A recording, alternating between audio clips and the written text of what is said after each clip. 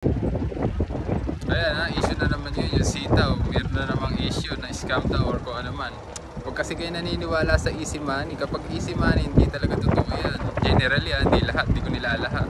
Kasi pag easy money talaga, may mga kabulustugan nangyayari dyan. Yung pyramiding, yung pera ni ganito, ibibigay kay ganito, tapos palalaguin nila, tapos dodoblehin yung pera mo. Napakabilis, imposible yun. Ang totoong business, tsaka yung mga stocks, parang nasa ano lang yan, hindi naman 2 to 10%.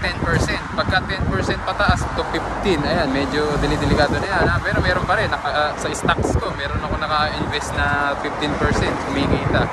Pero kapag 15 pataas, tumataas na yung risk nun. Ibig sabihin, mas malakas na yung chance na ma-scam kayo.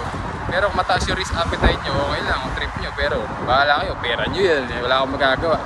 Huwag kasi kayo naniniwala sa mga motivational speaker. Kung ano yung sinasabi sa inyo na ganito, kikita kayo agad. Napakadami niyan. Pinakitaan lang kayo na sa limpak na pera, tapos tatakbuhan na kayo, pupunta na sa ibang bansa. Sabihin, yung Chinese ang may-ari. Or may mga coaches dyan na sasabihin, ay ganito, mag-invest kayo dito. Tignan nyo ako, meron ako sariling kotse, may Lamborghini ako, meron akong Ferrari, kung ano man yan, Porsche.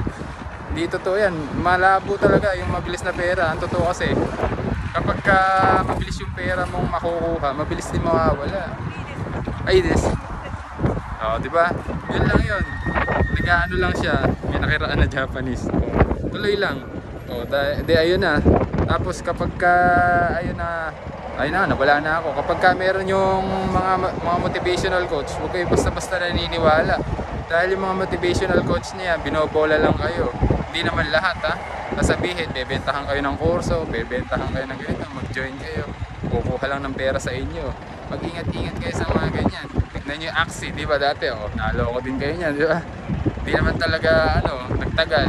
Mga crypto, Bitcoin, yung Monster, ano ba yan? Yung mga iba pa mga crypto money, Bitcoin, yan, mga ganyan. Mag-stocks na lang kayo, real estate. At pinakamaganda ang business kayo, marami kayong free time. Yan talaga. Mahahasa pa kayo. Pag wala kayong free time, yun, mag-stocks na lang kayo, tsaka kayo mag-real estate. Yun lang masasabi ko. Ingat doon sa mga mga coaches na yan, na mga sinasabi kong ano-ano, mga motivational speaker.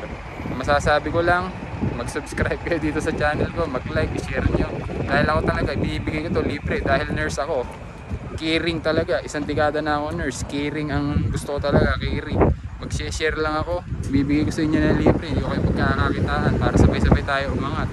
Iba kasi Pilipino, hindi naman lahat iba kasi Pilipino, gagamitin yung kapwa nila. Kahit sa ibang lahi naman, gagamitin yung kapwa nila para makaangat.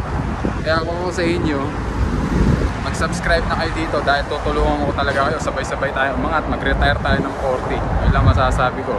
Pagbutihan nyo, kumayod kayo, ipunin nyo yung pera nyo at i-invest nyo sa tamang mga pag-i-investan.